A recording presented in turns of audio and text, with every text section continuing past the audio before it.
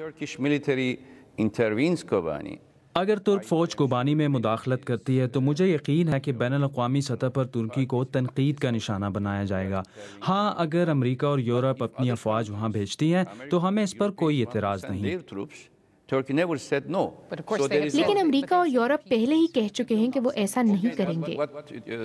اگر وہ اپنی افواج نہیں بھیج سکتے تو پھر وہ کیوں سمجھتے ہیں کہ ترکی اپنی فوجیں سرحد پر بھیجے گا؟ ہمیں بھی خطرات کا سامنا ہے۔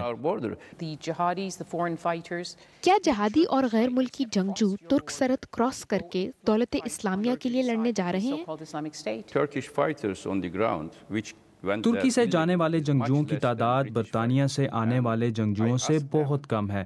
میں نے برطانوی حکام سے یہ بھی کہا کہ ان کے شہریوں کو یہاں نہ آنے دیا جائے، جس پر ان کا کہنا تھا کہ وہ ایک جمہوری ملک ہے۔ اگر آپ ایسا نہیں کر سکتے تو آپ ترکی سے یہ امید کیسے رکھتے ہیں؟ یہاں تو ہر سال 3.5 کروڑ سیاح آتے ہیں۔ اردن اور مصر کے حساس اداروں کا یہ موقف ہے کہ ترکی دولت اسلامیہ کو نہ صرف وسائل بلکہ ٹریننگ بھی فراہم کر رہا ہے۔ اس بات کا کوئی ثبوت نہیں کہ ترکی ایسا کر رہا ہے۔ ہم نے انہیں سب سے پہلے گزشتہ سال اکتوبر میں شدت پسند گروہ قرار دے دیا تھا، جب دوسرے ملکوں نے ایسا نہیں کیا تھا۔